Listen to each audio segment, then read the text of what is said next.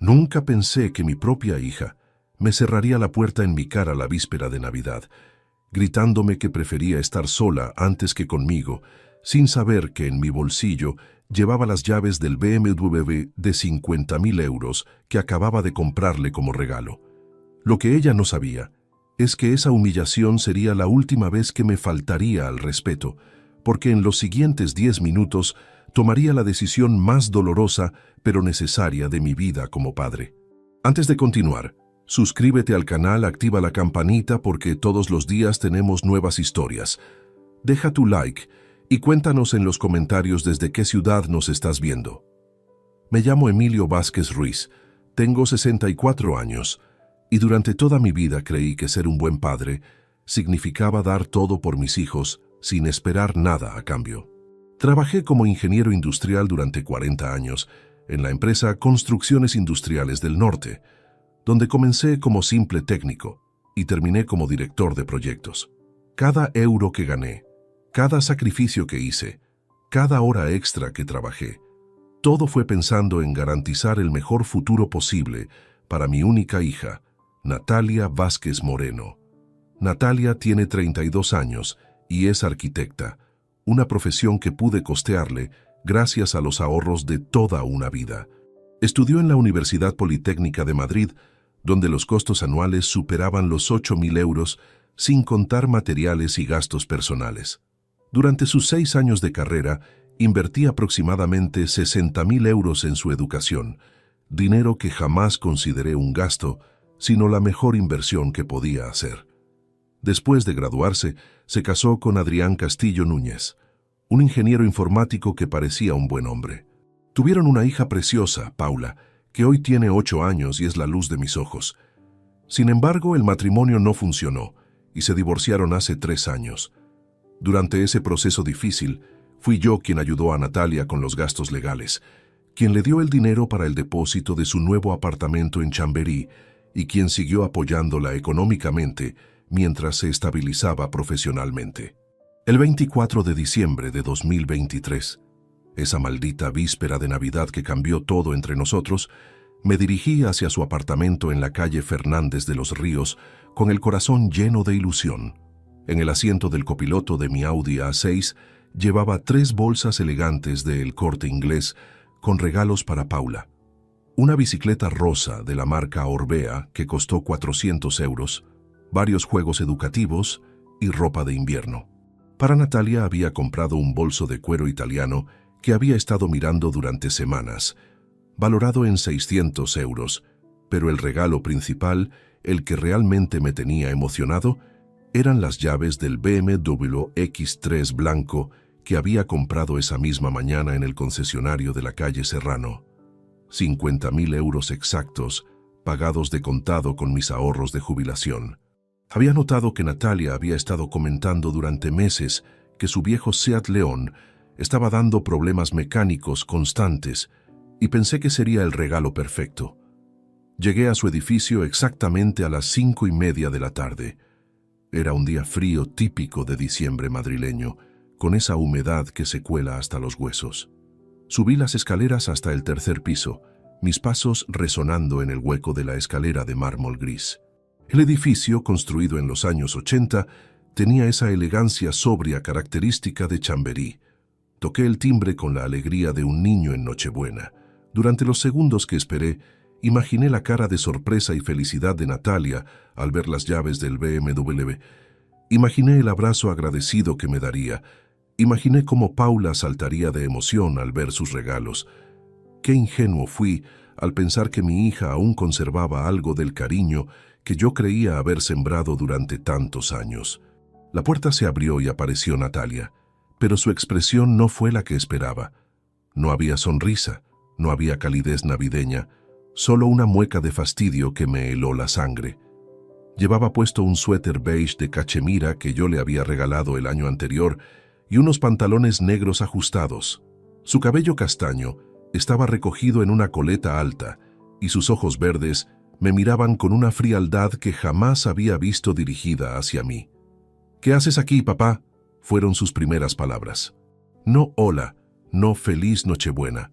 Solo esa pregunta cortante que sonó más como un reproche que como un saludo.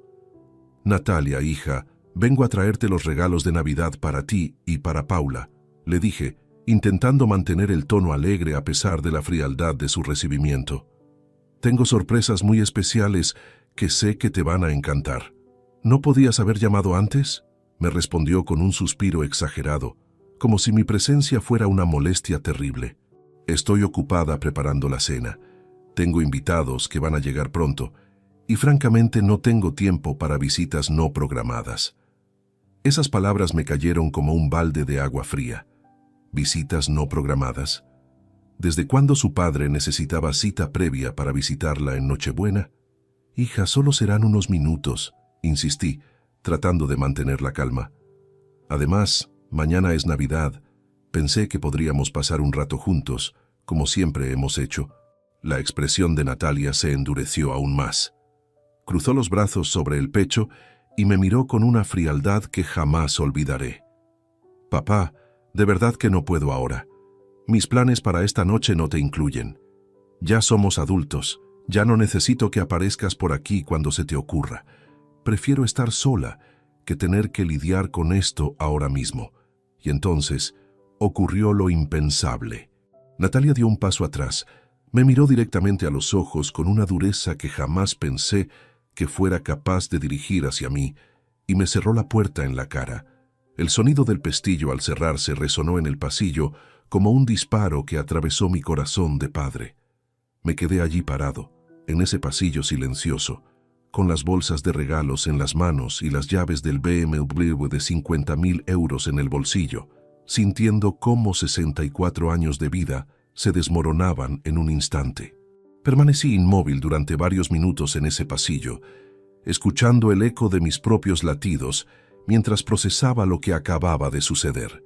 El frío del suelo de mármol se filtraba a través de las suelas de mis zapatos de cuero, pero esa sensación era insignificante comparada con el hielo que se había instalado en mi pecho.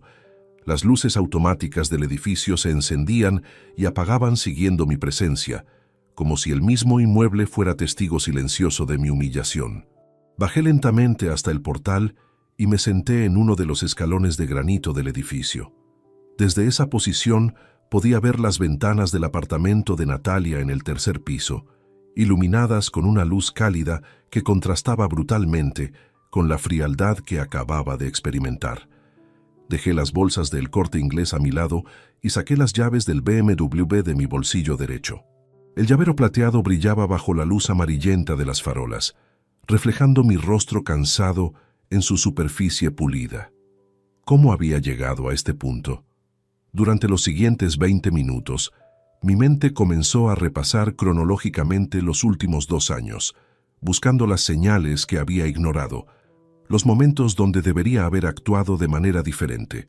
Recordé vívidamente el cumpleaños número 30 de Natalia, celebrado en el restaurante La Trainera en marzo de 2021. Organicé una cena familiar donde gasté más de 800 euros para reunir a 12 personas, incluidos sus amigos arquitectos. Esa noche, cuando llegué con el regalo principal, un collar de perlas Mikimoto, valorado en 1.200 euros, Natalia apenas alzó la vista de su teléfono móvil para agradecerme. Pasó la mayor parte de la velada tomando fotografías para Instagram, tratándome como un invitado más en lugar del organizador de su celebración. También rememoré el episodio de agosto pasado, cuando recibí una llamada desesperada de Natalia a las 11 de la noche. Su aire acondicionado se había averiado durante la ola de calor más intensa del verano, y Paula no podía dormir por las altas temperaturas. Sin dudarlo, conduje hasta su edificio, recogí a ambas y las llevé a mi casa en Pozuelo de Alarcón, donde permanecieron durante 4 días hasta que pude contratar a un técnico especializado.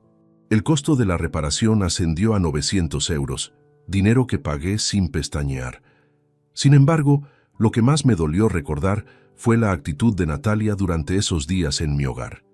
Criticó la comida que preparé, se quejó de que mi wifi era demasiado lento para sus videollamadas de trabajo y llegó incluso a sugerir que mi casa olía a viejo. Cuando el técnico finalmente solucionó el problema y regresaron a su apartamento, su agradecimiento se limitó a un «gracias, papá», murmurado mientras cargaba sus maletas. El incidente más revelador había ocurrido apenas 3 semanas antes, el 5 de diciembre, día de mi cumpleaños número 64. Esperé toda la mañana una llamada telefónica, un mensaje, cualquier señal de que Natalia recordara la fecha. A las 2 de la tarde, incapaz de soportar más el silencio, la llamé yo mismo. «Hola, papá, ¿qué tal?», me había respondido con un tono casual, como si fuera cualquier día del año. «Hija, es mi cumpleaños», le recordé, sintiendo cómo mi voz se quebraba ligeramente. Hubo una pausa incómoda antes de su respuesta. «Ah, sí, claro. Perdón, he estado muy liada con un proyecto del estudio. Te llamo mañana para felicitarte bien, ¿vale?». Esa llamada nunca llegó.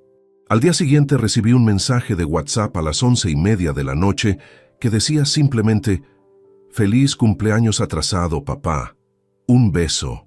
Ni siquiera se había tomado la molestia de escribirlo personalmente. Mientras estos recuerdos se sucedían en mi mente como fotogramas dolorosos, comencé a entender que lo que había ocurrido esa noche no era un episodio aislado, sino la culminación de un proceso gradual de distanciamiento y falta de respeto que había estado negando durante meses. Natalia había desarrollado una actitud de superioridad hacia mí, tratándome como un recurso financiero conveniente en lugar de como su padre. Pensé en mi difunta esposa María José, fallecida hace 7 años por un cáncer de mama que luchó valientemente durante 2 años. Recordé las largas conversaciones que teníamos en el Hospital Universitario La Paz durante sus sesiones de quimioterapia, donde me hablaba de sus preocupaciones sobre Natalia. Emilio me había dicho durante una de esas tardes interminables en la sala de oncología: «Creo que estamos malcriando a nuestra hija. Le damos todo demasiado fácil. Nunca tiene que esforzarse por nada. Me preocupa que cuando nosotros no estemos, no sepa valorar lo que tiene». En aquel momento pensé que María José exageraba, que sus temores eran producto del estrés de la enfermedad. Ahora, sentado en esos escalones fríos, entendí que mi esposa había tenido una percepción más clara de la personalidad que se estaba desarrollando en nuestra hija. Saqué mi teléfono Samsung Galaxy y revisé mi historial de transferencias bancarias de los últimos 12 meses. Las cifras eran abrumadoras. 800 euros en marzo para ayudarla con el alquiler, 1.200 euros en mayo para las clases de tenis de Paula, 600 euros en julio para reparaciones en su coche, 900 euros en agosto para el aire acondicionado. En total, durante 2023 había transferido a la cuenta de Natalia más de 10.000 euros en concepto de ayudas ocasionales. El frío de diciembre comenzaba a calarme los huesos, pero una determinación extraña empezó a crecer en mi interior. No era rabia, no era venganza, era algo más profundo y calculado. Era la comprensión cristalina de que había llegado el momento de demostrarle a mi hija el verdadero valor de lo que estaba perdiendo por su actitud despectiva. Marqué el número de teléfono de Gonzalo Serrano Martínez, mi abogado de confianza desde hace 15 años. A pesar de ser casi las 6:30 de la tarde de Nochebuena, sabía que Gonzalo respondería. Siempre había sido un profesional excepcional. «Emilio, ¿cómo estás? ¿Todo bien?», me respondió con su voz grave. «Gonzalo, necesito que mañana mismo, en cuanto abran los bancos después de Navidad, prepares todos los documentos necesarios para hacer cambios importantes en mi testamento», le dije con una serenidad que me sorprendió. Durante los siguientes 15 minutos le expliqué los detalles de lo que había ocurrido esa noche y le detallé exactamente los cambios legales que quería implementar. Su experiencia le permitió entender inmediatamente las implicaciones de mis decisiones. «Emilio», me dijo al final, «entiendo tu frustración, pero ¿estás seguro de que quieres llegar tan lejos? Estas medidas tendrán consecuencias permanentes». «Gonzalo, mi relación con Natalia ya está rota», le respondí con una claridad mental que no había experimentado en años. «Lo que voy a hacer no es destruirla, sino demostrarle exactamente lo que ha estado destruyendo ella». Después de colgar, permanecí sentado otros 10 minutos, organizando mentalmente cada paso de lo que iba a ejecutar. No era un plan de venganza emocional. Era una estrategia educativa calculada para enseñarle a mi hija las consecuencias reales de tratar mal a las personas que más la aman. Me puse de pie, recogí las bolsas de regalos y caminé decidido hacia el portal del edificio. Era hora de regresar al tercer piso, tocar esa puerta una vez más y comenzar la lección más importante que le daría a Natalia en toda su vida. La diferencia era que esta vez yo tenía el control absoluto de la situación. Subí las escaleras por segunda vez esa noche, pero mis pasos tenían una cadencia completamente distinta. Ya no cargaba el peso de la esperanza ingenua ni la ansiedad del padre emocionado. Ahora cada escalón resonaba con la determinación fría de un hombre que había tomado una decisión irrevocable. Las bolsas de regalo seguían en mis manos, pero su significado había cambiado radicalmente en esos 30 minutos de reflexión profunda. Al llegar al tercer piso, me detuve frente a la puerta de roble barnizado de Natalia y respiré profundamente.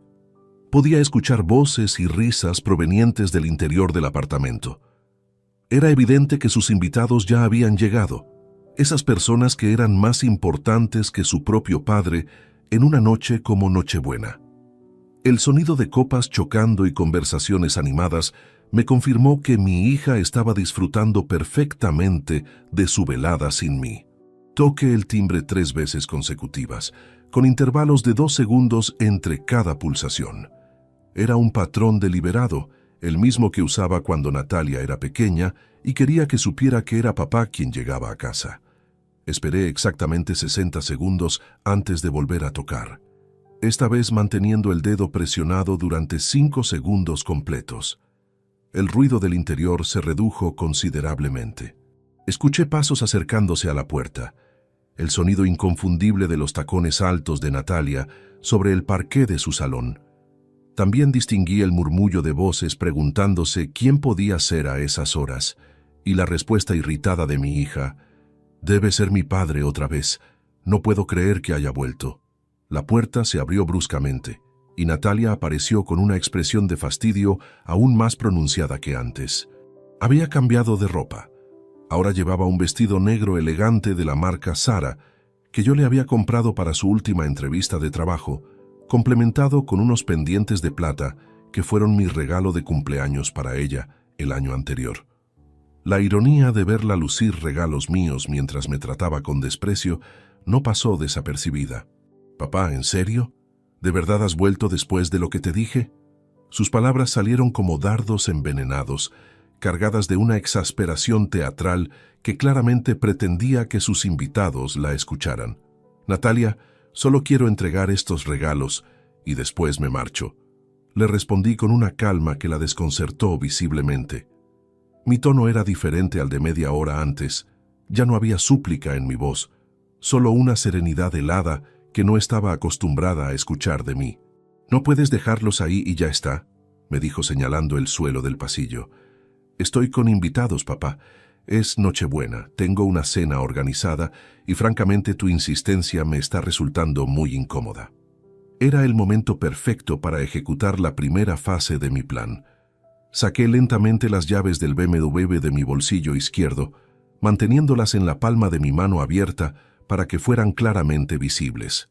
El llavero plateado capturó inmediatamente la atención de Natalia, que frunció el ceño al no reconocer de inmediato lo que estaba viendo. Antes de irme, le dije con una sonrisa que no llegó a mis ojos: «Quería entregarte personalmente tu regalo principal de Navidad». Levanté las llaves hasta la altura de sus ojos. «Las llaves de tu BMW X3 nuevo, que compré esta mañana por valor de 50.000 euros exactos».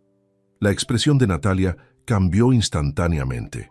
Sus ojos verdes se agrandaron, su boca se abrió ligeramente, y pude ver cómo su cerebro procesaba rápidamente la magnitud de lo que acababa de escuchar. Sus invitados, curiosos por el silencio repentino, se habían acercado lo suficiente para escuchar nuestra conversación desde el recibidor del apartamento. «¿Un BMW?», murmuró, extendiendo instintivamente la mano hacia las llaves. «¿De 50.000 euros?» «Exactamente», confirmé. pero retiré mi mano antes de que pudiera tocar el llavero. Sin embargo, hay un pequeño problema, Natalia. La confusión en su rostro era evidente. ¿Qué problema? Saqué mi teléfono móvil y marqué el número que tenía guardado bajo el nombre BMW Serrano, Carlos Mendoza. El concesionario había cerrado oficialmente a las 5 de la tarde, pero Carlos, el director comercial que había gestionado mi compra esa mañana, me había dado su número personal para cualquier emergencia relacionada con la operación. Carlos, soy Emilio Vázquez Ruiz, el cliente que compró el BMW X3 blanco esta mañana, dije en voz alta, lo suficientemente clara para que Natalia y sus invitados pudieran escuchar cada palabra. Te llamo para cancelar la compra inmediatamente. Natalia dio un paso hacia mí con los ojos desorbitados. ¿Qué estás haciendo? Carlos me confirmó que según el contrato firmado, tenía derecho a cancelar la operación durante las siguientes 48 horas sin penalizaciones, recuperando íntegramente los 40.000 euros que había pagado como señal esa mañana.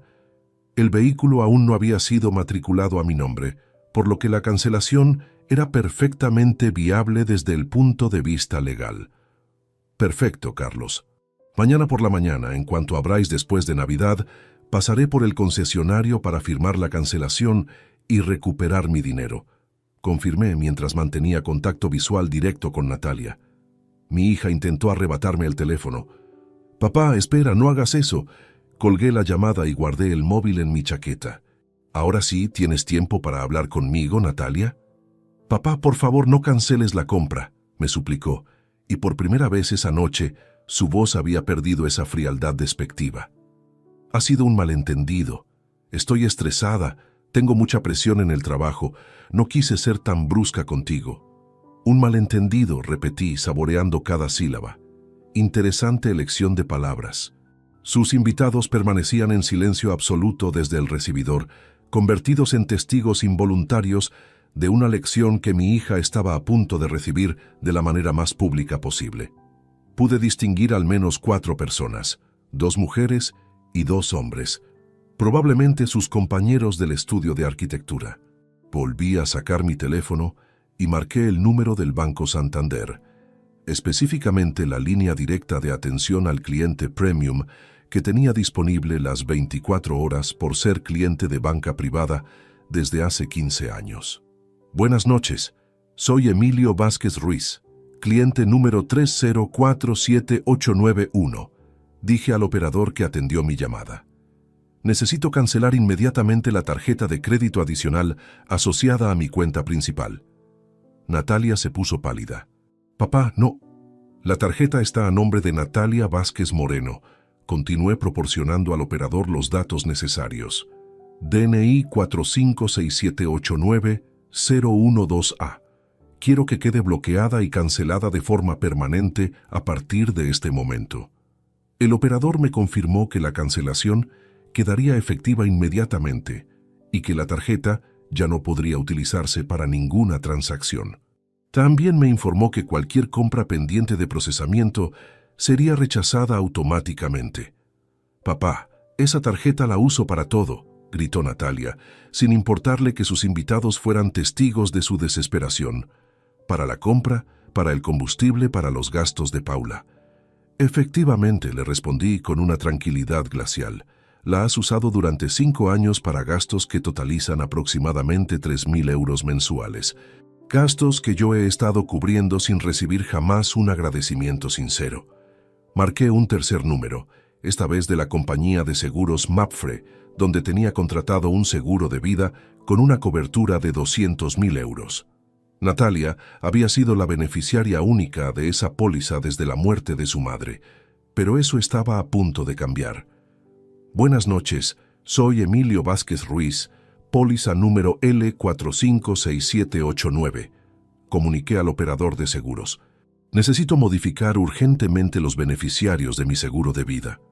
Natalia se abalanzó hacia mí, intentando quitarme el teléfono, pero me aparté con facilidad. Sus invitados observaban la escena con una mezcla de fascinación e incomodidad, sin saber si intervenir o simplemente presenciar lo que claramente era un drama familiar de proporciones épicas. Quiero eliminar completamente como beneficiaria a Natalia Vázquez Moreno, continué, y establecer como nueva beneficiaria única a la Fundación contra el Cáncer de Madrid, en memoria de mi difunta esposa. Cuando colgué esa tercera llamada, Natalia estaba llorando. Sus lágrimas habían arruinado ligeramente su maquillaje y sus manos temblaban visiblemente. Sus invitados seguían en silencio sepulcral, probablemente procesando el hecho de que acababan de presenciar cómo una hija perdía una herencia de 200.000 euros en cuestión de minutos. «Papá», me susurró con voz quebrada, «por favor, para. No sigas haciendo esto». Guardé mi teléfono y la miré directamente a los ojos. «Natalia, durante 32 años te he demostrado mi amor incondicional. Te he dado todo lo que he podido. He sacrificado mis propios deseos para garantizar tu bienestar y he tolerado tu creciente falta de respeto pensando que era una fase temporal. Hice una pausa dramática, consciente de que cada palabra estaba siendo escuchada no solo por ella, sino por los testigos que había elegido tener esa noche en lugar de a su familia. Esta noche me has cerrado la puerta en la cara diciendo que prefieres estar sola antes que conmigo. Muy bien, Natalia. A partir de ahora, estarás más sola de lo que jamás imaginaste posible. Dejé a Natalia llorando en el umbral de su puerta y me dirigí hacia el ascensor con una tranquilidad que contrastaba dramáticamente con el caos emocional que había desatado. Sus sollozos resonaban por todo el pasillo, mezclándose con los murmullos incómodos de sus invitados que probablemente se preguntaban si deberían quedarse o marcharse después del espectáculo al que acababan de asistir. El trayecto de regreso a mi casa en Pozuelo de Alarcón fue el más revelador de mi vida. Durante los 45 minutos que tardé en recorrer los 26 kilómetros por la M40 y la A6, experimenté una sensación de liberación que no había sentido desde la muerte de María José. Era como si hubiera estado cargando un peso invisible durante años y finalmente me hubiera dado permiso para soltarlo. Llegué a mi chalet de 200 metros cuadrados, situado en la urbanización Monte del Pilar, exactamente a las 8:15 de la noche. La casa, construida en 1993, había sido el sueño de María José y mío cuando decidimos mudarnos fuera del bullicio madrileño. Sus 3 dormitorios, 2 baños completos, salón con chimenea y jardín de 300 metros cuadrados representaban todo lo que habíamos trabajado para conseguir durante décadas. Esa noche, sin embargo, la casa se sentía diferente. No vacía, sino llena de posibilidades nuevas. Encendí la chimenea de leña del salón principal y me serví 2 dedos de whisky Macallan de 18 años, una botella que había estado reservando para ocasiones especiales. Después de lo ocurrido con Natalia, decidí que cualquier noche donde recuperara mi dignidad merecía ser celebrada apropiadamente.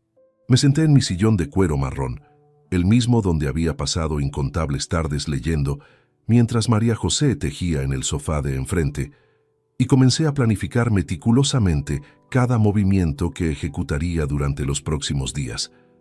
No era venganza lo que buscaba, era justicia educativa, y la diferencia entre ambos conceptos era fundamental para mantener mi integridad moral intacta. Saqué mi ordenador portátil HP y accedí a mi banca online del Santander. Durante la siguiente hora, revisé exhaustivamente cada transferencia, cada movimiento, cada euro que había destinado a Natalia durante los últimos 24 meses. Las cifras eran más impactantes de lo que recordaba. 17.400 euros en total, distribuidos en 43 transferencias diferentes. La transferencia más reciente había sido de 800 euros el pasado 15 de diciembre, apenas 9 días antes, cuando Natalia me había llamado explicándome que necesitaba dinero para los regalos navideños de Paula. «Es que los juguetes están carísimos este año, papá», me había dicho con esa voz dulce que sabía utilizar cuando necesitaba algo. «No quiero que mi hija tenga una Navidad pobre». Ironías de la vida. Yo había financiado los regalos navideños de mi nieta para que Natalia pudiera permitirse el lujo de rechazarme en Nochebuena. Abrí una nueva ventana en el navegador y accedí al portal web de la Fundación Española contra el Cáncer. Durante los siguientes 30 minutos, Investigué sus programas de investigación, sus proyectos de apoyo a familias afectadas y sus iniciativas de prevención. María José había recibido atención de algunos de sus profesionales durante su enfermedad y siempre había expresado su admiración por el trabajo que realizaban. Decidí que los 200.000 euros del seguro de vida irían destinados específicamente a su programa de investigación de cáncer de mama, estableciendo una beca de investigación que llevaría el nombre de María José Moreno Vázquez. Era una manera de honrar la memoria de mi esposa, mientras le enseñaba a Natalia que existen causas más nobles que su comodidad personal. El 26 de diciembre amaneció gris y húmedo, típico del clima invernal madrileño. Me levanté a las 6:30 de la mañana, desayuné tranquilamente café con tostadas y mermelada de naranja amarga, y me vestí con mi mejor traje azul marino, Hugo Boss. Tenía una jornada intensa por delante, y quería proyectar la imagen de un hombre completamente en control de sus decisiones. Mi primera parada fue el concesionario BMW de la calle Serrano, donde llegué exactamente a las 9 de la mañana, coincidiendo con su apertura post-navideña. Carlos Mendoza me estaba esperando en su despacho, con todos los documentos de cancelación ya preparados. Su expresión era una mezcla de curiosidad profesional y preocupación genuina. «Señor Vázquez», me dijo mientras revisaba los papeles, «¿está completamente seguro de esta decisión? Es un vehículo excepcional y las condiciones de la compra eran muy favorables». «Nunca he estado más seguro de nada en mi vida», le respondí firmando cada documento, con la caligrafía precisa que había perfeccionado durante 4 décadas de trabajo administrativo. El proceso duró exactamente 25 minutos. Al finalizar, tenía en mi cuenta bancaria 40.000 euros que habían estado destinados a premiar el desprecio de mi hija. Carlos me acompañó hasta la puerta del concesionario, probablemente preguntándose qué historia dramática se escondía detrás de una cancelación tan categórica. Mi segunda parada fue la oficina central de Mapfre, en la calle Castellana, donde tenía programada la reunión para modificar mi seguro de vida. La empleada que me atendió, Pilar Ramírez Fernández, era una mujer de aproximadamente 50 años que gestionaba seguros desde hacía más de 2 décadas. Su experiencia le permitía reconocer cuando un cliente estaba tomando decisiones meditadas versus impulsos emocionales. «Señor Vázquez», me dijo después de revisar mi póliza actual, «cambiar el beneficiario de un seguro de vida es una decisión muy importante. ¿Ha considerado las implicaciones familiares de esta modificación?». Le expliqué brevemente, sin entrar en detalles íntimos, que mi situación familiar había cambiado sustancialmente y que prefería destinar mi herencia a una causa benéfica. Pilar asintió con comprensión profesional y procesó todos los cambios solicitados.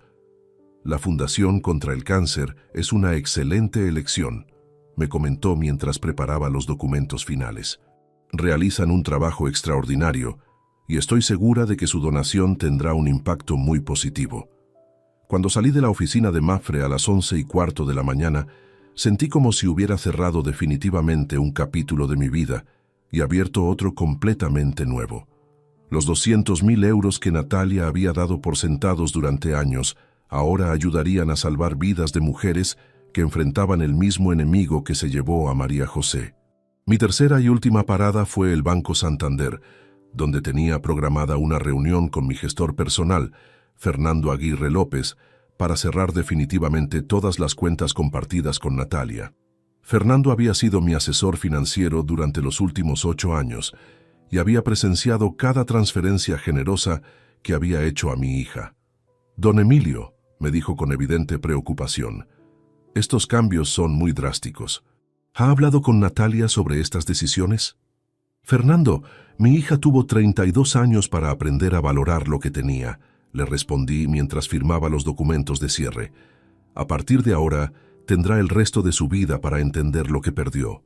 El proceso bancario fue más complejo que las gestiones anteriores, ya que implicaba cerrar 3 cuentas diferentes: la cuenta corriente compartida que utilizábamos para gastos familiares, la cuenta de ahorro donde tenía depositados 20.000 euros para emergencias de Natalia y la inversión conjunta en fondos de pensiones que habíamos establecido para su jubilación futura.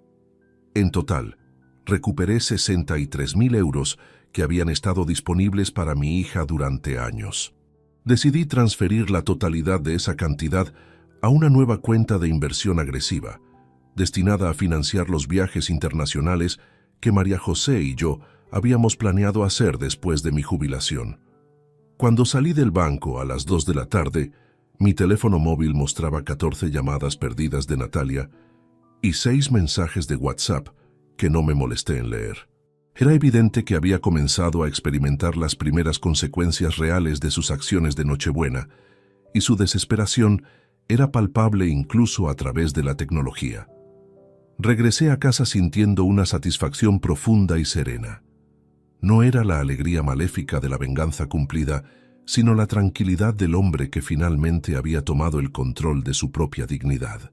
El 27 de diciembre a las 10:30 de la mañana, mientras disfrutaba de mi segunda taza de café en la terraza acristalada que daba al jardín trasero, escuché el timbre de mi casa sonar con insistencia. No era el toque educado de una visita cortés, sino la pulsación desesperada de alguien que necesitaba atención inmediata. A través de los cristales de la puerta principal pude distinguir las siluetas de 2 personas, una alta y otra considerablemente más pequeña. Era Natalia acompañada de Paula. Mi estrategia había funcionado exactamente como había calculado. Natalia había agotado todas sus opciones de contacto telefónico y digital y ahora recurría a la única carta que creía que aún podía jugar: utilizar a mi nieta como mediadora emocional. Era un movimiento predecible, desesperado y profundamente manipulador. Abrí la puerta y me encontré con una Natalia completamente diferente a la mujer altiva que me había humillado 2 noches antes. Sus ojos estaban hinchados y enrojecidos, evidencia clara de que había pasado las últimas 48 horas llorando. Su cabello castaño estaba despeinado, sin el cuidado habitual que siempre ponía en su apariencia. Llevaba unos vaqueros arrugados y una sudadera gris que no recordaba haberle visto nunca. Paula, por el contrario, estaba impecable. Llevaba puesto el abrigo rosa que le había comprado el mes anterior en el Corte Inglés. Sus zapatillas deportivas blancas estaban limpias y su largo cabello rubio estaba perfectamente peinado con 2 coletas simétricas. Era evidente que Natalia había dedicado especial atención a la apariencia de la niña, sabiendo que la estaba utilizando como herramienta de persuasión. «Hola, abuelo», me saludó Paula con esa sonrisa genuina que siempre conseguía llenar mi corazón de alegría. Sus ojos azules brillaban con la inocencia característica de los 8 años, completamente ajena al drama que se desarrollaba entre los adultos de su familia. «Hola, mi princesa», le respondí, agachándome para quedar a su altura y darle un abrazo. Paula se aferró a mí con la fuerza natural de una niña que ama incondicionalmente a su abuelo, y durante esos segundos sentí una punzada de dolor al pensar en las consecuencias colaterales que mis decisiones podrían tener sobre nuestra relación. «Papá», murmuró Natalia con una voz quebrada que apenas reconocí, «por favor, necesito hablar contigo». Las invité a pasar al salón, donde Paula inmediatamente se dirigió hacia la estantería donde guardaba sus juguetes favoritos para las visitas. Había una colección de muñecas, varios puzzles adaptados a su edad y una tablet infantil con juegos educativos que le había comprado para mantenerla entretenida durante nuestros encuentros dominicales. Natalia se sentó en el borde del sofá beige, con las manos entrelazadas sobre las rodillas, adoptando una postura corporal que transmitía vulnerabilidad absoluta. Era una imagen completamente opuesta a la mujer segura de sí misma que me había despreciado en Nochebuena. «Papá», comenzó con voz temblorosa, «sé que me comporté terriblemente contigo. Sé que fui injusta, irrespetuosa y completamente desagradecida. Lo que hice fue imperdonable y entiendo por qué estás enfadado». Permanecí en silencio, observándola con la misma expresión neutral que había perfeccionado durante mis décadas como director de proyectos cuando evaluaba propuestas de contratistas. Era una técnica psicológica simple pero efectiva. Permitir que la otra persona llenara el silencio, con revelaciones cada vez más honestas sobre sus verdaderas motivaciones. He estado pensando mucho durante estos 2 días, continuó Natalia, y me he dado cuenta de que he estado tomándote por sentado durante mucho tiempo. He sido egoísta. He asumido que siempre estarías ahí sin importar cómo te tratara, y eso estuvo muy mal de mi parte. Sus palabras sonaban ensayadas, como si hubiera practicado este discurso frente al espejo durante horas. Sin embargo, había algo genuino en su desesperación que sugería que, por primera vez en años, estaba experimentando consecuencias reales de sus acciones. Ayer intenté usar la tarjeta de crédito en el supermercado Carrefour para comprar la compra semanal, me confesó, y fue rechazada. La cajera me dijo que contactara con mi banco, pero yo sabía exactamente qué había pasado. También recibí una llamada del seguro de vida explicándome que había habido cambios en mi póliza. Paula, ajena a la conversación seria que manteníamos, había encontrado su puzzle favorito de 200 piezas con la imagen del Palacio Real de Madrid. Se había instalado en la alfombra persa del centro del salón y trabajaba concentradamente en ensamblar las esquinas, tarareando una melodía infantil que había aprendido en el colegio. «Papá», prosiguió Natalia, «entiendo que quieras castigarme y acepto que me lo merezco, pero por favor piénsalo bien. Somos familia. Hemos pasado por momentos difíciles antes y siempre hemos encontrado la manera de solucionarlo». Me levanté del sillón y caminé hacia la ventana que daba al jardín delantero. Los rosales que María José había plantado hace 12 años estaban en su período de reposo invernal, pero sus estructuras desnudas prometían una floración espectacular en primavera. Era una metáfora perfecta para lo que estaba intentando enseñarle a Natalia. A veces es necesario podar drásticamente para permitir un crecimiento saludable. «Natalia», le dije finalmente, sin girarme para mirarla, «durante los últimos 2 años he documentado mentalmente cada episodio de falta de respeto, cada momento donde me has tratado como un recurso conveniente en lugar de como tu padre. Enumeré específicamente 3 incidentes que no había mencionado anteriormente. El día de mi cumpleaños, cuando cortó mi llamada telefónica porque tenía una videoconferencia de trabajo más importante. La vez que canceló nuestra cena dominical habitual porque había surgido una oportunidad de networking profesional, y la tarde cuando le pedí ayuda para configurar un nuevo televisor y me respondió que buscara tutoriales en YouTube como todo el mundo. Cada uno de esos momentos fue una elección consciente de tu parte, continué. Una decisión de priorizar cualquier cosa sobre la relación conmigo. No fueron errores, no fueron malentendidos, fueron decisiones deliberadas que reflejaban exactamente el valor que me otorgabas en tu vida. Paula había completado aproximadamente 1/3 del puzzle y se acercó a mí para mostrarme su progreso. «Abuelo, ¿puedes ayudarme con esta parte del cielo? Las piezas azules se parecen todas». Me senté en el suelo junto a ella, apreciando la ironía de que una niña de 8 años fuera capaz de pedir ayuda con humildad y gratitud, mientras su madre de 32 años había necesitado una lección devastadora para aprender la misma lección básica. «Claro, princesa», le dije, buscando entre las piezas las que correspondían a las nubes del puzzle. «¿Sabes qué? Los puzzles son como las relaciones familiares. Cada pieza tiene que encajar perfectamente con las otras, y si una pieza está dañada o no quiere colaborar, todo el conjunto se ve afectado». Paula asintió con la seriedad característica de los niños cuando reciben lo que perciben como información importante de los adultos. Natalia, desde el sofá, observaba nuestra interacción con una expresión de creciente desesperación. «Papá», me interrumpió, «Paula no tiene la culpa de nada de esto. Ella te adora y tú la adoras a ella. Por favor, no permitas que mis errores afecten vuestra relación». Era exactamente la manipulación emocional que había anticipado. Natalia estaba utilizando a Paula como escudo, esperando que mi amor por mi nieta me obligara a perdonar y olvidar su comportamiento. Me puse de pie y me acerqué al sofá donde estaba sentada.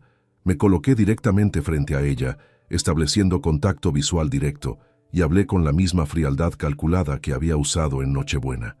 «Natalia, mi relación con Paula es independiente de mi relación contigo. Ella siempre será bienvenida en esta casa, siempre tendrá mi amor incondicional y siempre podrá contar conmigo para todo lo que necesite. Hice una pausa deliberada para permitir que procesara completamente lo que estaba a punto de decir. Sin embargo, tú has demostrado repetidamente que no valoras mi presencia en tu vida hasta que necesitas algo de mí. Has convertido nuestra relación padre-hija en una transacción financiera donde mi única función es proporcionar recursos económicos sin recibir respeto básico a cambio. Natalia comenzó a llorar nuevamente, pero esta vez sus lágrimas parecían más genuinas que las del discurso inicial. «Papá, te prometo que cambiaré», me suplicó. «Te prometo que seré una hija mejor, que te trataré con el respeto que mereces, que valoraré todo lo que has hecho por mí». Las promesas hechas bajo presión rara vez se mantienen una vez que la presión desaparece, le respondí. Necesitas aprender esta lección completamente, Natalia. Necesitas experimentar las consecuencias reales de tus decisiones antes de que cualquier cambio genuino sea posible. Era hora de ejecutar la fase final de esta confrontación particular. Después de que Natalia y Paula se marcharan de mi casa esa tarde del 27 de diciembre, con mi hija aún llorando y mi nieta confundida por la tensión que había presenciado, dediqué el resto del día a consolidar todas las decisiones legales que había iniciado.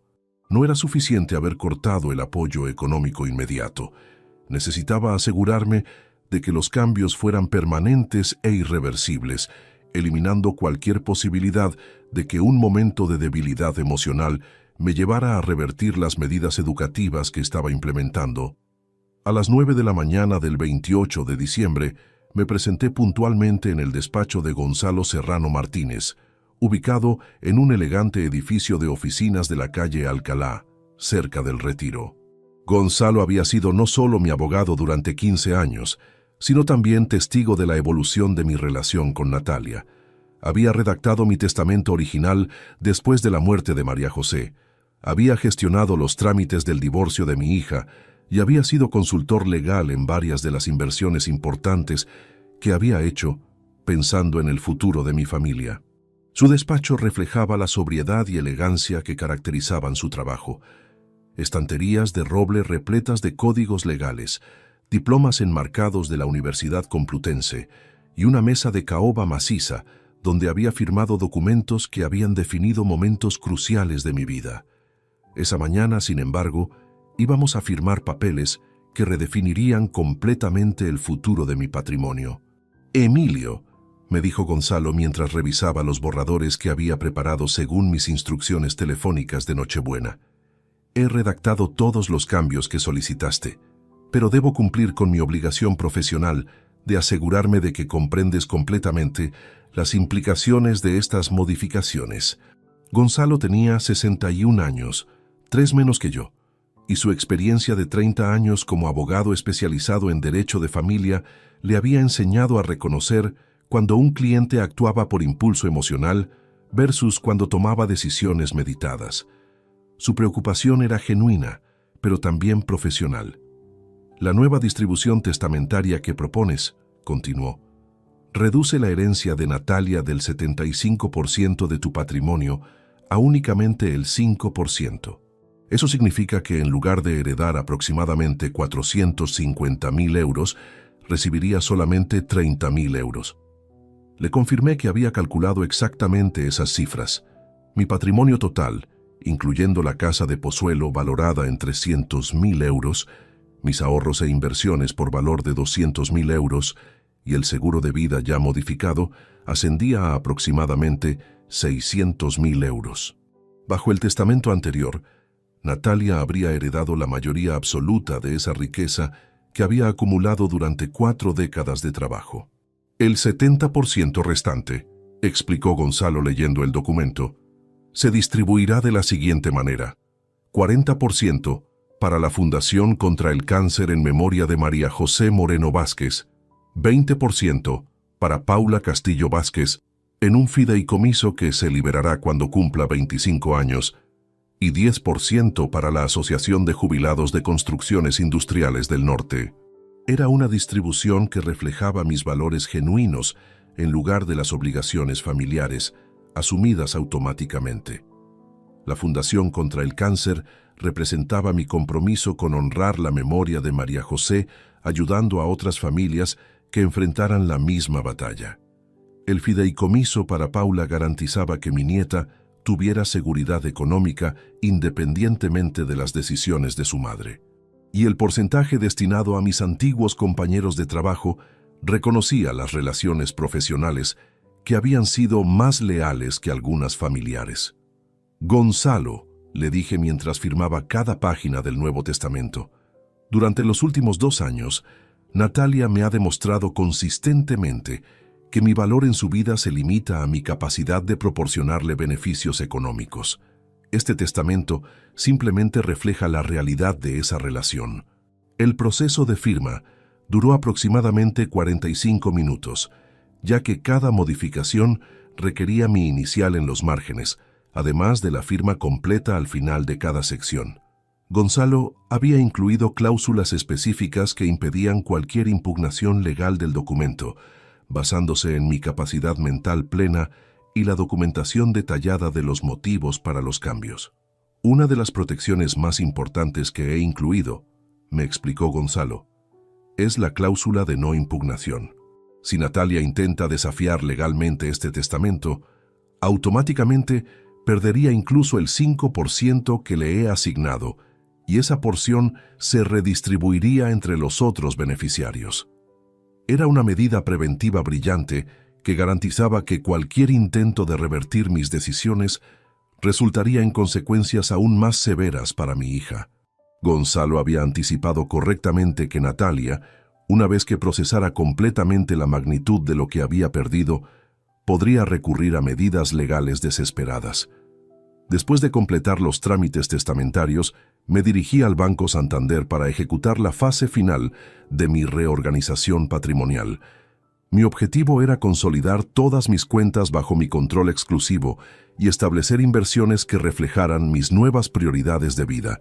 Fernando Aguirre López, mi gestor bancario, me recibió en su oficina privada con la misma expresión preocupada que había mostrado durante nuestra reunión del 26 de diciembre. Era evidente que había estado reflexionando sobre los cambios drásticos que había implementado y probablemente había esperado que reconsiderara algunas de mis decisiones después de unos días de reflexión. «Don Emilio», me dijo mientras revisaba mi nueva configuración de cuentas, «he preparado todo según sus instrucciones, pero me gustaría sugerirle algunas modificaciones que podrían ser menos definitivas». Le expliqué que definitivo era exactamente el objetivo que buscaba. Durante demasiados años había mantenido puertas abiertas que Natalia había utilizado para entrar y salir de mi vida según su conveniencia.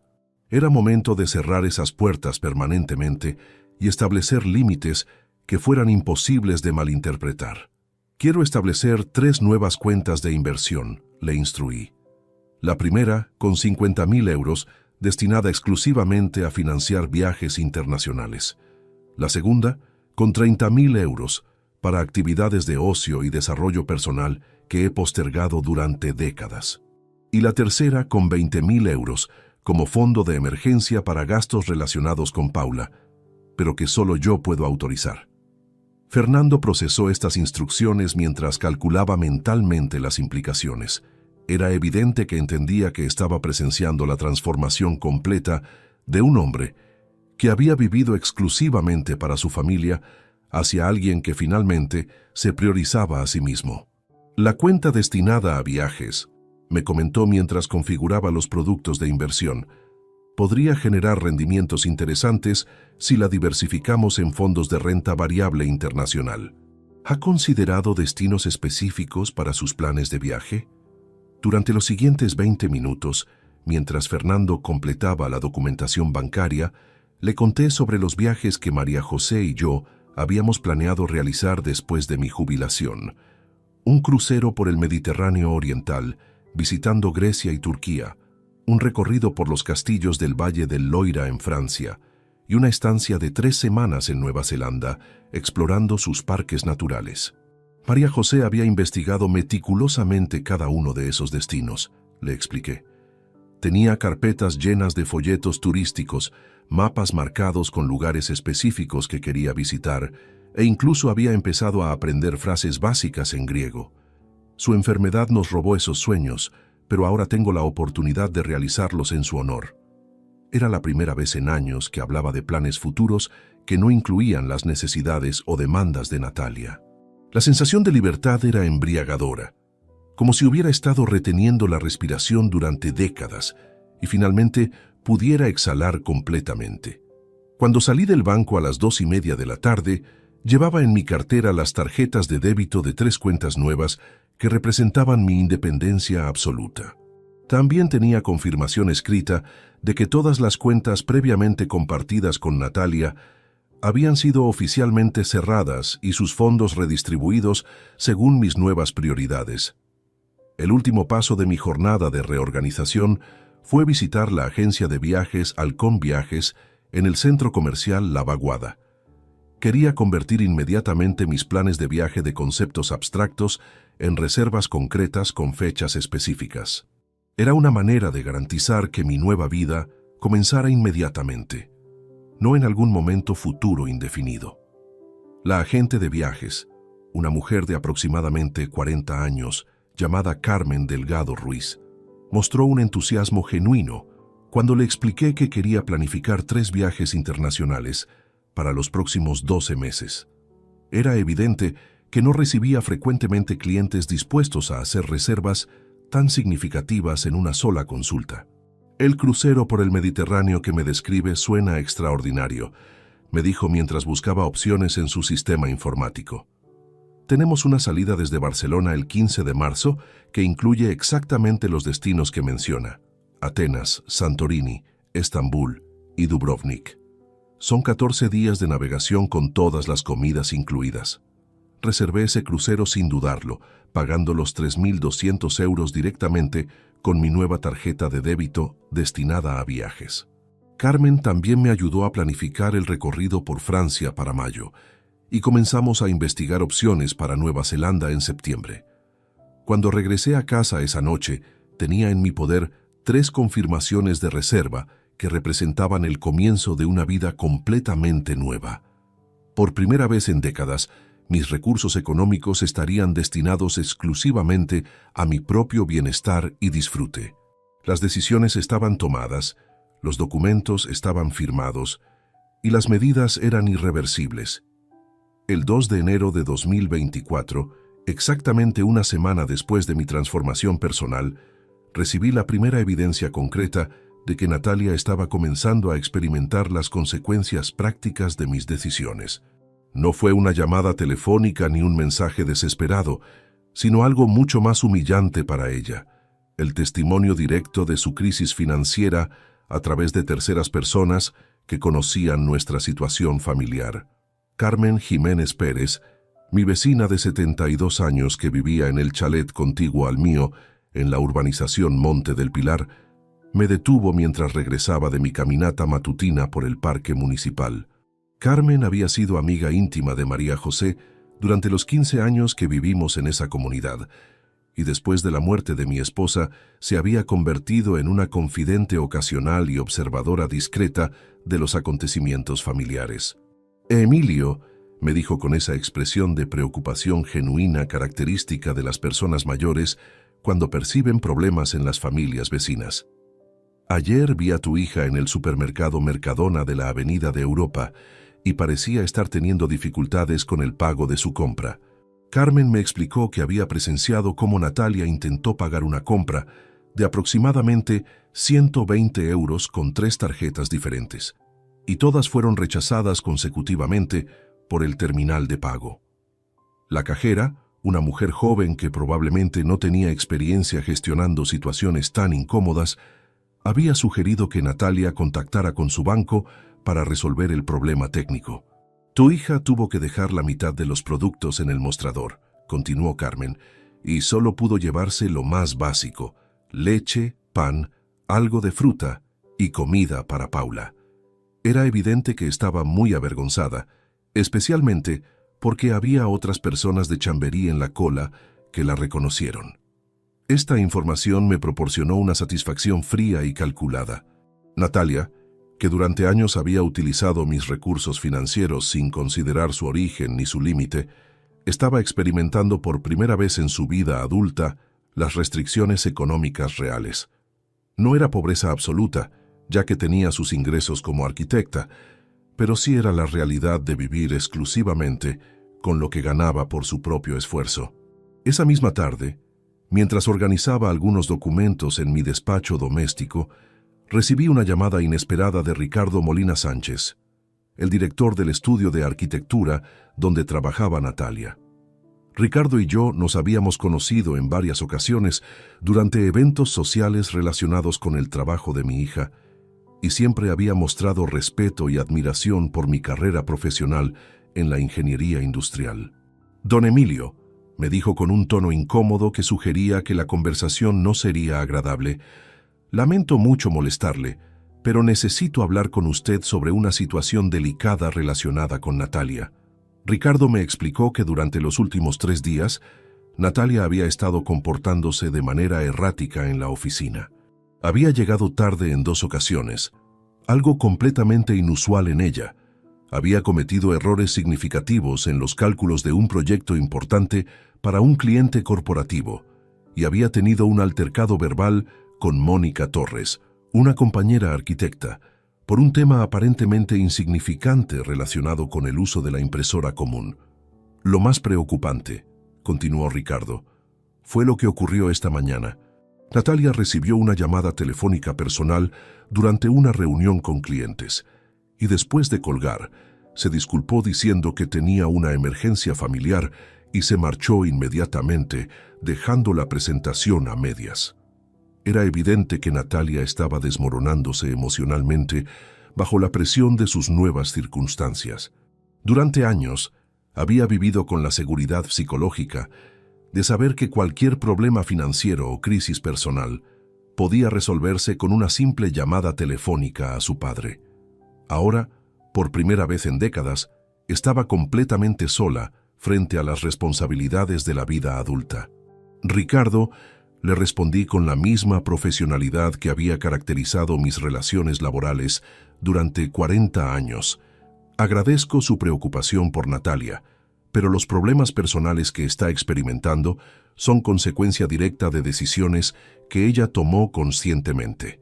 Le expliqué brevemente, sin entrar en detalles íntimos, que Natalia y yo habíamos tenido un desacuerdo significativo relacionado con el respeto familiar y que había decidido permitir que mi hija enfrentara las responsabilidades de su vida independiente sin mi intervención financiera constante. «Entiendo su posición, don Emilio», me respondió Ricardo, «pero como empleador necesito saber si puedo esperar que Natalia recupere su estabilidad profesional o si debo considerar medidas alternativas para proteger los intereses del estudio». Era una conversación que había anticipado. Las consecuencias de mis decisiones no se limitarían al ámbito personal y financiero. Inevitablemente afectarían también el rendimiento profesional de Natalia, ya que nunca había aprendido a gestionar el estrés sin recurrir a mi apoyo como válvula de escape. Esa noche, mientras disfrutaba de una cena tranquila compuesta por salmón a la plancha con verduras al vapor, recibí la llamada telefónica que había estado esperando durante una semana. Era Natalia, pero su voz sonaba completamente diferente a la de nuestra última conversación en mi casa. Ya no había súplicas desesperadas ni promesas de cambio. Ahora había una dureza nueva, una amargura que sugería que había pasado de la fase de negación y súplica a la fase de resentimiento y ataque. «Papá», me dijo sin saludos preliminares, «espero que estés satisfecho con lo que has conseguido. Espero que te sientas muy orgulloso de haber destruido la estabilidad de tu propia hija y tu nieta». Su estrategia había cambiado completamente. En lugar de asumir responsabilidad por su comportamiento en Nochebuena, había decidido adoptar el papel de víctima injustamente perseguida por un padre cruel y vengativo. Era una táctica psicológica predecible, pero reveladora de su verdadero carácter. «Ayer Paula me preguntó por qué ya no podemos ir al cine los fines de semana como hacíamos antes», continuó Natalia, y tuve que explicarle que su abuelo había decidido castigarnos económicamente por algo que ella no entiende ni tiene culpa de nada. Era una manipulación emocional especialmente despreciable, utilizar a Paula como arma psicológica para hacerme sentir culpable de las consecuencias de sus propias acciones. Natalia estaba intentando transferir la responsabilidad de sus circunstancias actuales hacia mí, presentándome como el villano de una historia donde ella era la víctima inocente. También quería que supieras, prosiguió con un tono cada vez más agresivo, que he tenido que explicarle a Ricardo por qué mi rendimiento en el trabajo se ha visto afectado. Le he contado que mi padre decidió cortarme todo apoyo económico sin previo aviso, dejándome en una situación imposible. Esa revelación era particularmente interesante. Natalia estaba utilizando nuestra situación familiar como excusa para justificar su mal desempeño profesional, convirtiendo un problema personal en una crisis laboral. Era otra evidencia de su incapacidad para asumir responsabilidad adulta por las consecuencias de sus propias decisiones. Natalia, le respondí con la misma calma helada que había perfeccionado durante la semana anterior. Me resulta fascinante que después de una semana de experimentar las responsabilidades económicas normales de cualquier adulto de 32 años, tu primera reacción sea culparme a mí, en lugar de reflexionar sobre el comportamiento que te llevó a esta situación. Le recordé específicamente que sus ingresos como arquitecta en el estudio de Ricardo ascendían aproximadamente a 2.400 euros mensuales, una cantidad más que suficiente para mantener un nivel de vida digno para ella y Paula. El problema no era pobreza real, sino la ausencia del subsidio paterno adicional que había estado recibiendo durante años sin valorarlo ni agradecerlo. Durante los últimos 2 años, continué, has recibido de mí un promedio de 1.000 euros mensuales en concepto de ayudas diversas. Eso significaba que tu nivel de vida real equivalía al de alguien que gana 3.400 euros al mes, un privilegio que diste por sentado hasta el punto de tratarme con desprecio. Hubo un silencio prolongado en la línea telefónica y por un momento pensé que Natalia había colgado. Sin embargo, cuando volvió a hablar, su voz había adquirido una frialdad que igualaba a la mía. «Muy bien, papá», me dijo con una serenidad amenazante. «Si esa es tu decisión final, entonces yo también tomaré mis decisiones. No vuelvas a esperar llamadas mías, no vuelvas a esperar visitas, y no vuelvas a esperar tener relación con Paula». Era la amenaza final, el último recurso de manipulación emocional que le quedaba. Utilizar mi relación con mi nieta como moneda de cambio para forzar mi capitulación. Natalia había calculado que mi amor por Paula me obligaría a ceder y revertir todas las medidas que había implementado. «Natalia», le respondí con una tranquilidad que me sorprendió a mí mismo, «si decides utilizar a Paula como arma para manipularme emocionalmente, estarás demostrando exactamente por qué tomé estas decisiones en primer lugar». Colgué el teléfono y lo apagué completamente. Era momento de demostrarle a mi hija que sus amenazas no tenían el poder que creía que tenían sobre mí. La lección continuaba, y yo mantenía el control absoluto de sus términos y condiciones. Durante las 3 semanas siguientes a la llamada amenazante de Natalia, mi determinación se vio puesta a prueba, de maneras que no había anticipado completamente. No fueron desafíos externos o presiones legales, sino algo mucho más sutil y persistente. La campaña sistemática de intervención familiar que mi hija había orquestado para quebrar mi resolución. El primer ataque llegó el 8 de enero, cuando mi cuñada Elena Moreno Castillo, hermana menor de María José, apareció sin previo aviso en mi puerta a las 11 de la mañana. Elena vivía en Sevilla y rara vez nos visitábamos, por lo que su presencia en Madrid era claramente intencional y coordinada con Natalia. Llevaba puesto un abrigo negro elegante y una expresión de preocupación maternal que reconocí inmediatamente como la misma que había usado mi difunta esposa cuando intentaba mediar en conflictos familiares. «Emilio», me dijo después de los saludos superficiales, «Natalia me ha contado lo que pasó en Navidad y francamente estoy muy preocupada por esta situación». Elena se instaló en mi salón con la confianza de alguien que había venido específicamente a cumplir una misión de rescate familiar. Durante los siguientes 45 minutos, ejecutó una estrategia de persuasión que evidentemente había ensayado. Comenzó reconociendo que Natalia había cometido errores. Continuó enfatizando mi papel como patriarca familiar responsable de mantener la unidad. Y culminó sugiriendo que María José habría querido que perdonara y olvidara. María José siempre decía que la familia estaba por encima de todo, me recordó Elena, utilizando la memoria de mi esposa como herramienta de manipulación emocional. Ella habría encontrado la manera de resolver este conflicto sin destruir las relaciones permanentemente.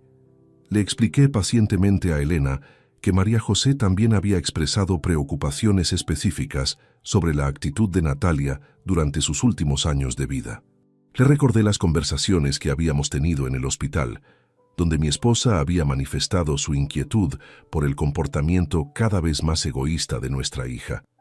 Elena, le dije mientras preparaba té en la cocina, María José me advirtió específicamente que Natalia estaba desarrollando una mentalidad de privilegio que necesitaba ser corregida antes de que fuera demasiado tarde. Lamentablemente, no seguí su consejo entonces, pero no cometeré el mismo error ahora. Elena permaneció en mi casa durante 3 horas, alternando entre súplicas emocionales, argumentos lógicos sobre la importancia de la familia y advertencias veladas sobre las consecuencias a largo plazo de mi decisión. Cuando finalmente se marchó, sin haber conseguido ningún compromiso de mi parte, pude ver en su expresión que regresaría a Sevilla con un informe de fracaso para Natalia. El segundo intento de intervención llegó 2 días después, esta vez a través de mi hermano mayor, Antonio Vázquez Ruiz, que llamó desde Valladolid con la misma misión reconciliadora. Antonio tenía 68 años y había sido tradicionalmente el mediador familiar en los conflictos entre hermanos durante nuestra juventud. Su llamada telefónica duró exactamente 1 hora y 22 minutos, durante los cuales intentó aplicar las mismas técnicas de persuasión que probablemente habían funcionado décadas atrás. Emilio, me dijo con esa autoridad fraternal mayor que había ejercido desde nuestra infancia, entiendo que estés enfadado con Natalia, pero cortar completamente el apoyo económico me parece una medida demasiado extrema. ¿No crees que podrías encontrar un término medio? Antonio me propuso varias alternativas que evidentemente había discutido con Natalia. Reducir el apoyo económico en lugar de eliminarlo completamente, establecer condiciones específicas para la reconciliación o implementar un período de prueba donde Natalia pudiera demostrar su cambio de actitud. Todas sus sugerencias tenían el mismo defecto fundamental. Asumían que yo debía ser quien diera el primer paso hacia la reconciliación. Antonio, le respondí con la paciencia que había desarrollado durante décadas de gestionar equipos profesionales. Las soluciones que propones requieren que yo modifique mi comportamiento para acomodar el mal comportamiento de Natalia. Eso es exactamente lo que he estado haciendo durante los últimos 2 años, y el resultado fue que ella me cerró la puerta en la cara en Nochebuena. Mi hermano insistió durante varios minutos más, utilizando argumentos sobre la responsabilidad generacional, la importancia de dar ejemplo a Paula y la tradición familiar de resolver conflictos a través del diálogo. Sin embargo, cuando le expliqué detalladamente los episodios específicos de falta de respeto que había documentado, su tono cambió gradualmente de persuasión a comprensión. No sabía que la situación había llegado tan lejos, admitió finalmente. Natalia me había presentado el conflicto como un malentendido navideño, no como el resultado de un patrón de comportamiento prolongado. El tercer y más sofisticado intento de intervención llegó el 15 de enero, cuando recibí una visita conjunta de 2 personas que claramente habían coordinado su estrategia. Pilar Serrano Méndez, la madrina de Natalia, y el padre Miguel Rodríguez Herrera, el sacerdote que había oficiado tanto mi boda con María José como el bautizo de mi hija. Pilar había sido la mejor amiga de María José durante la universidad y después de la muerte de mi esposa, se había convertido en una figura maternal sustituta para Natalia. Su presencia junto al padre Miguel representaba una apelación tanto emocional como espiritual a mi sentido de responsabilidad cristiana y familiar. Emilio, comenzó Pilar con esa voz suave pero firme que recordaba de las conversaciones familiares de décadas anteriores. He venido porque estoy genuinamente preocupada por lo que esta separación está causando tanto en ti como en Natalia y Paula. El padre Miguel, un hombre de 73 años que había conocido a nuestra familia durante más de 30 años, adoptó un enfoque más directo, pero igualmente calculado. Habló sobre el perdón cristiano, la importancia de la reconciliación familiar y la responsabilidad de los padres de mantener abiertas las puertas del amor incondicional. Emilio, me dijo el padre Miguel, entiendo que Natalia cometió errores graves, pero ¿no crees que el castigo que estás aplicando es desproporcionado comparado con su falta? Cerrarle la puerta no es lo mismo que herirle económicamente durante meses. Durante las 2 horas que duró esta visita, mantuve una actitud respetuosa, pero completamente inflexible. Les expliqué que mi decisión no se basaba en venganza o resentimiento, sino en la necesidad educativa de enseñarle a Natalia las consecuencias reales del comportamiento irrespetuoso hacia las personas que la amaban. Padre Miguel, le dije con la sinceridad que había caracterizado nuestras conversaciones durante los momentos más difíciles de la enfermedad de María José. Durante 32 años he perdonado y olvidado cada falta de respeto de Natalia, esperando que madurara naturalmente. El resultado ha sido el desarrollo de una adulta que cree que puede tratar mal a su padre sin consecuencias. ¿No sería más irresponsable de mi parte continuar reforzando ese comportamiento? Pilar intentó un último argumento emocional, hablando sobre cómo María José habría querido que mantuviéramos unida a la familia, especialmente considerando que Paula necesitaba la estabilidad de relaciones familiares sólidas. Sin embargo, cuando le recordé las preocupaciones específicas que María José había expresado sobre Natalia, Pilar reconoció que mi difunta esposa efectivamente había manifestado inquietudes similares. Después de que mis visitantes se marcharan esa tarde, me senté en mi despacho y redacté un documento que titulé Registro de Intervenciones Familiares. Durante las siguientes 2 horas, documenté meticulosamente cada intento de mediación que había recibido, incluyendo los argumentos utilizados, las personas involucradas y mis respuestas específicas. Era evidente que Natalia había movilizado sistemáticamente a cada miembro significativo de nuestra red familiar extendida, proporcionándoles versiones editadas de nuestro conflicto que minimizaban su comportamiento y maximizaban mi supuesta crueldad. Era una estrategia manipulativa sofisticada, que demostraba exactamente el tipo de pensamiento calculador que había motivado mis decisiones originales. Esa noche, mientras cenaba tranquilamente salmón ahumado con ensalada de rúcula, reflexioné sobre la ironía de la situación. Natalia estaba invirtiendo más energía y creatividad en intentar revertir las consecuencias de sus acciones que la que habría necesitado para simplemente tratarme con respeto básico desde el principio. Su campaña de intervención familiar había tenido un efecto completamente opuesto al pretendido. En lugar de debilitar mi resolución, había reforzado mi convicción de que había tomado las decisiones correctas. Cada intento de manipulación a través de terceros confirmaba que Natalia aún no había aprendido la lección fundamental sobre responsabilidad personal y respeto genuino. Las intervenciones continuarían llegando durante las siguientes semanas, pero yo mantenía el control absoluto de la situación y mi determinación permanecía inquebrantable.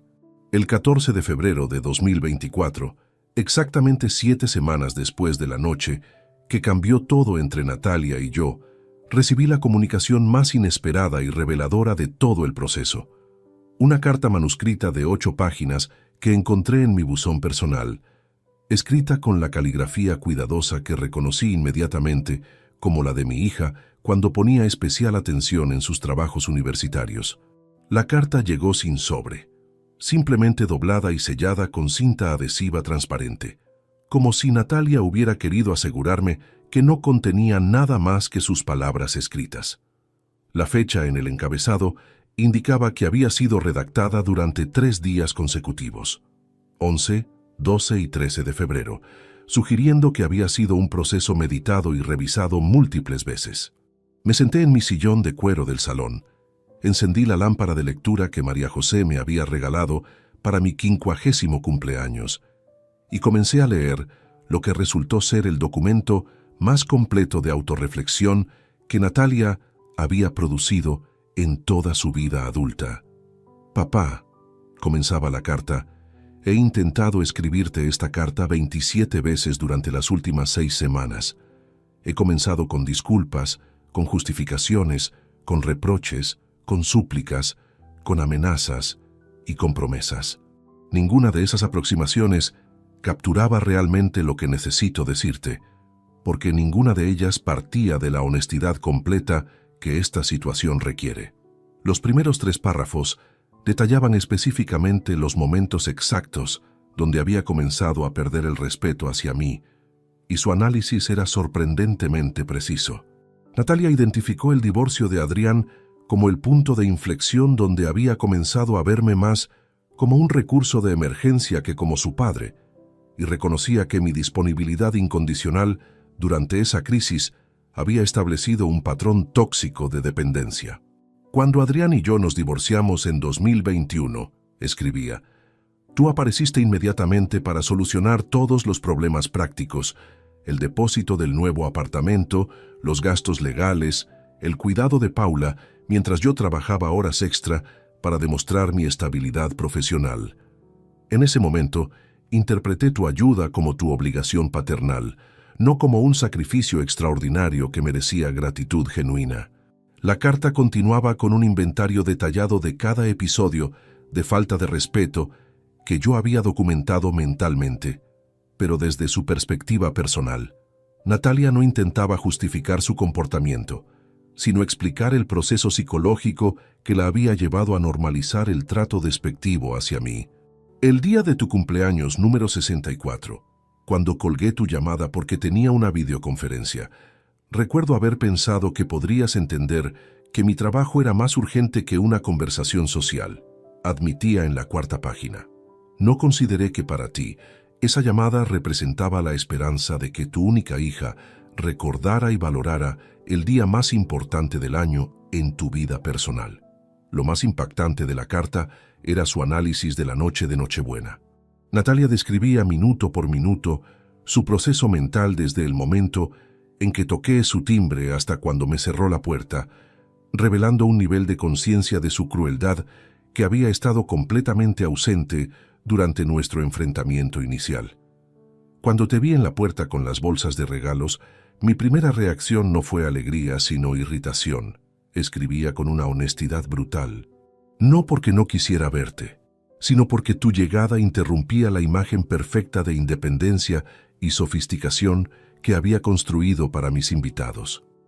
Te vi como una complicación embarazosa de mi vida adulta, no como mi padre que había venido a compartir la Navidad conmigo».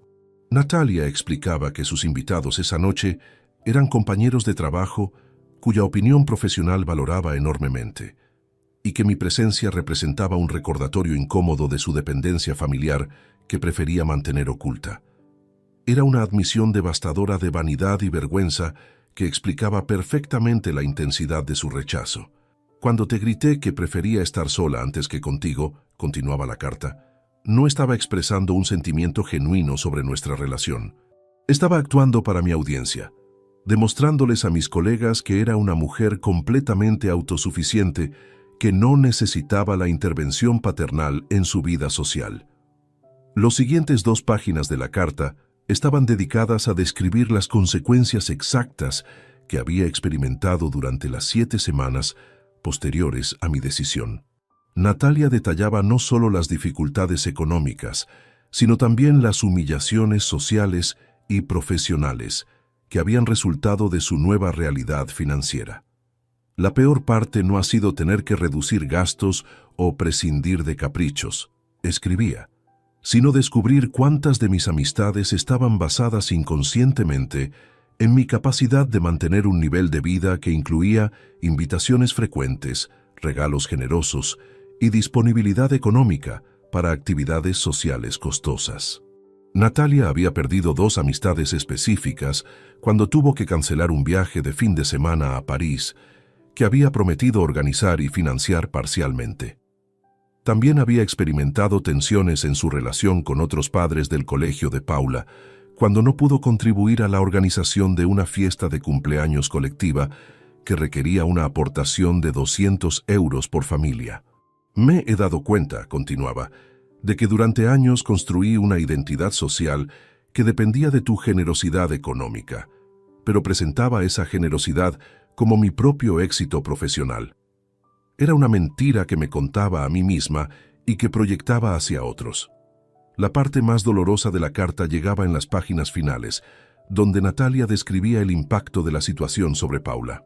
Mi nieta había comenzado a hacer preguntas específicas sobre por qué ya no visitaba a su abuelo, por qué habían tenido que cancelar actividades que consideraba rutinarias, y por qué mamá parecía estar triste y estresada constantemente.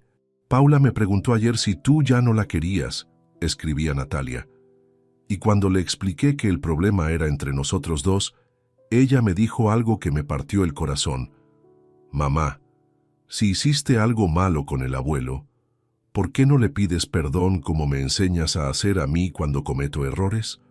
La observación de una niña de 8 años había penetrado directamente al centro del problema de una manera que todos los argumentos adultos habían fallado en conseguir.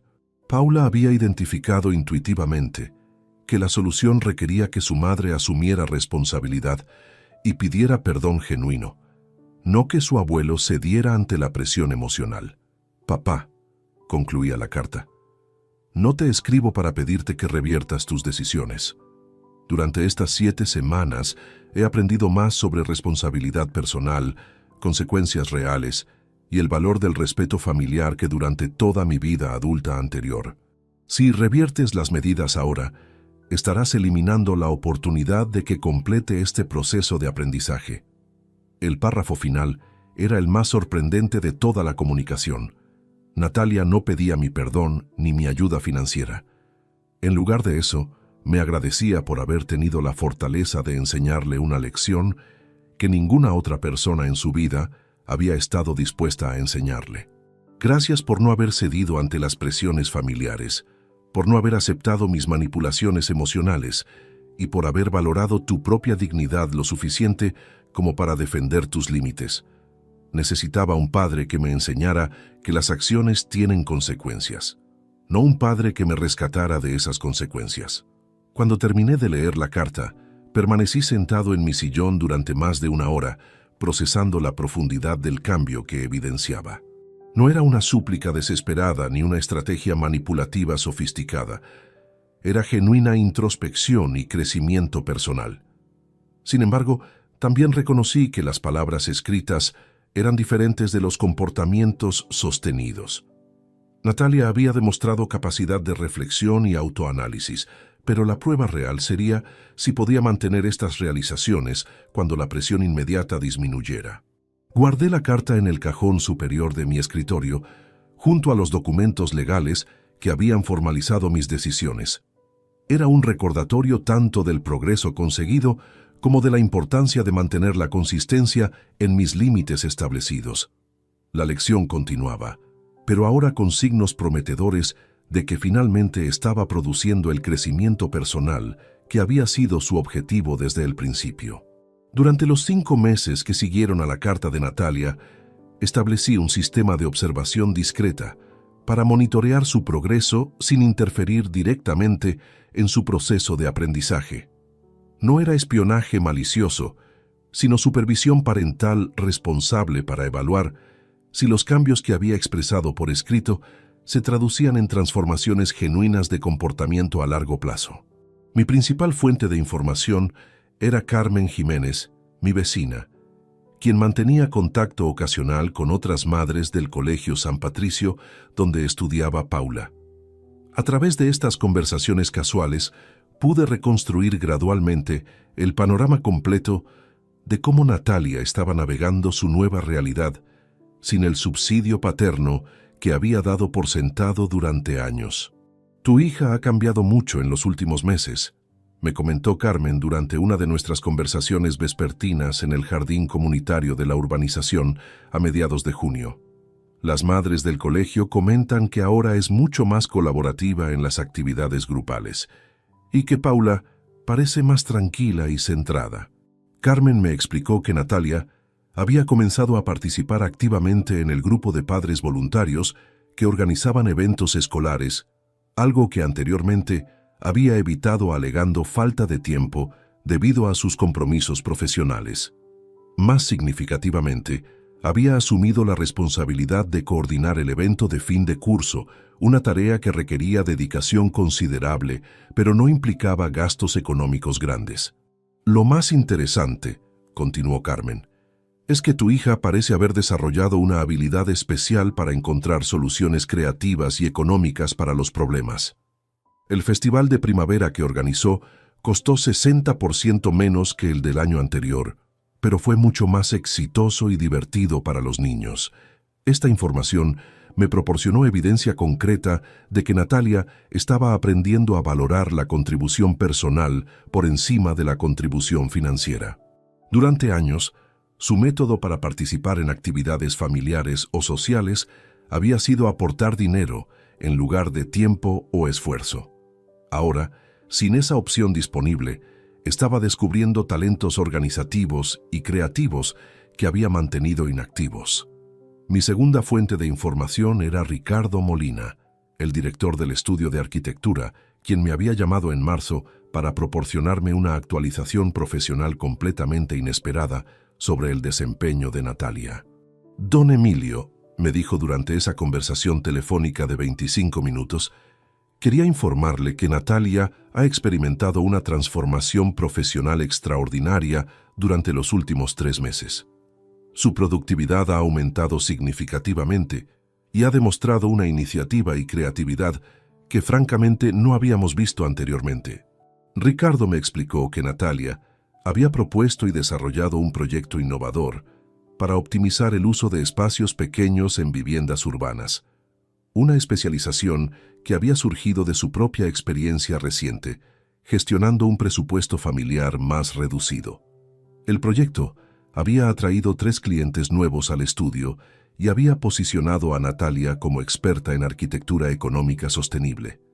«Más impresionante aún», continuó Ricardo, «es su actitud hacia el trabajo en equipo. Anteriormente, Natalia tendía a trabajar de manera independiente y ocasionalmente mostraba impaciencia con colegas menos experimentados. Ahora es colaborativa, mentoriza a los arquitectos junior y ha desarrollado una capacidad excepcional para encontrar consensos en situaciones complicadas». Esta evolución profesional me confirmó que las lecciones que Natalia había aprendido sobre respeto y colaboración en el ámbito familiar se estaban generalizando hacia otras áreas de su vida. La adversidad económica había catalizado un crecimiento personal que se manifestaba en todas sus relaciones interpersonales. El testimonio más revelador llegó en julio, cuando recibí una visita inesperada de Mónica Torres Ruiz, la compañera de trabajo con quien Natalia había tenido el altercado durante sus primeras semanas de crisis emocional. Mónica había venido específicamente para hablarme sobre la transformación que había observado en mi hija. «Señor Vázquez», me dijo Mónica mientras tomábamos café en mi terraza, «no sé exactamente qué cambios personales ha experimentado Natalia durante estos meses, pero quería que supiera que se ha convertido en una de las personas más consideradas y generosas de nuestro entorno profesional». Mónica me contó que Natalia había organizado una colecta voluntaria para ayudar a un compañero arquitecto cuya esposa había sido diagnosticada con cáncer. Había ofrecido cuidar gratuitamente a los hijos de colegas durante emergencias familiares y había comenzado a impartir clases gratuitas de dibujo técnico a estudiantes de arquitectura de familias con recursos limitados. «Lo más impresionante», añadió Mónica, «es que todas estas actividades solidarias las realiza sin buscar reconocimiento público. Las descubrimos por casualidad, porque ella nunca las menciona ni las promociona. Es como si hubiera desarrollado una motivación genuina para contribuir positivamente, sin esperar nada a cambio. Esta información era particularmente significativa porque representaba exactamente el tipo de comportamiento altruista que había estado ausente en la personalidad de Natalia durante sus años de dependencia económica de mí. Cuando tenía acceso ilimitado a recursos financieros, su generosidad se limitaba a ocasionales contribuciones monetarias que no requerían sacrificio personal real. Durante el mes de agosto, mientras disfrutaba de mi crucero por el Mediterráneo Oriental, que había reservado con los fondos previamente destinados al BMW cancelado, recibí actualizaciones regulares sobre la situación de Natalia a través de mensajes de WhatsApp de familiares diversos. Las noticias eran consistentemente positivas, pero lo que más me impresionó fue la ausencia total de peticiones indirectas de intervención o ayuda. Desde las islas griegas de Santorini y Mykonos, y posteriormente desde Estambul, pude reflexionar con perspectiva completa sobre los resultados de mi decisión educativa. Las fotografías que compartían otros familiares mostraban a Natalia participando activamente en celebraciones de verano, luciendo genuinamente feliz y relajada, sin las señales de estrés financiero agudo que había experimentado durante los primeros meses de su nueva situación. Paula, según los informes que recibía, había desarrollado una relación más estrecha y colaborativa con su madre. Sin la disponibilidad de entretenimientos costosos financiados externamente, Natalia había comenzado a crear actividades familiares basadas en tiempo compartido y creatividad. Excursiones a parques públicos, tardes de cocina conjunta, proyectos de manualidades y sesiones de lectura nocturna. «Es curioso», me escribió mi cuñada Elena en uno de sus mensajes desde Sevilla, «pero Natalia parece más tranquila y centrada ahora que cuando tenía acceso a todos los recursos que tú le proporcionabas. Es como si hubiera encontrado una versión más auténtica de sí misma». El punto de inflexión más significativo llegó en septiembre, cuando recibí información a través de Pilar Serrano, la madrina de Natalia, sobre una decisión financiera que mi hija había tomado de manera completamente independiente. «Emilio», me dijo Pilar durante una conversación telefónica, «quería contarte algo que creo que te va a interesar. Natalia ha comenzado a ahorrar sistemáticamente parte de su sueldo para establecer un fondo de emergencia propio. Ha calculado que necesita reunir 6.000 euros para sentirse verdaderamente segura económicamente y está reduciendo gastos voluntariamente para conseguirlo. Esta información representaba un hito psicológico fundamental. Durante años, Natalia había vivido con la tranquilidad de saber que cualquier emergencia económica sería resuelta automáticamente por mi intervención. Ahora, sin esa red de seguridad, había desarrollado la disciplina y la previsión necesarias para crear su propia estabilidad financiera. Además, continuó Pilar, Natalia me ha dicho que quiere ser completamente autosuficiente antes de considerar cualquier tipo de reconciliación contigo. Dice que no quiere que la motivación para restablecer la relación sea económica, sino genuinamente emocional y basada en respeto mutuo. Esa revelación me confirmó que las lecciones fundamentales habían sido internalizadas completamente. Natalia había comprendido que cualquier reconciliación verdadera debía basarse en amor y respeto auténticos, no en dependencia financiera o conveniencia práctica. Mientras contemplaba el atardecer mediterráneo desde la cubierta del crucero, experimenté una satisfacción profunda y serena. La estrategia educativa había funcionado más allá de mis expectativas más optimistas. Mi hija estaba desarrollándose hacia la adulta responsable y empática que siempre había tenido el potencial de ser. Sin embargo, mantuve mi resolución de no interferir prematuramente en su proceso de crecimiento. Las transformaciones genuinas requerían tiempo para consolidarse, y mi papel ahora era permitir que Natalia completara su evolución personal sin la presión de expectativas paternas inmediatas.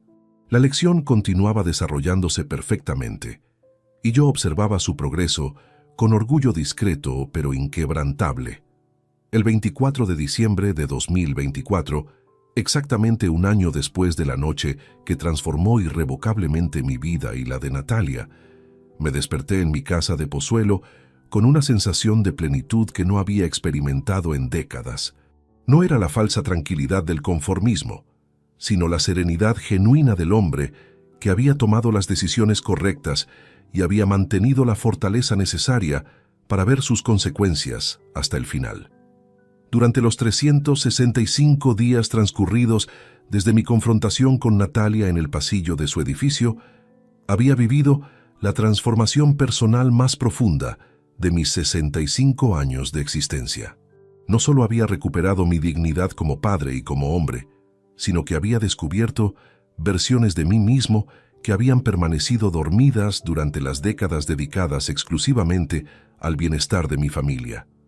Los viajes internacionales que había realizado durante ese año habían sido revelaciones constantes.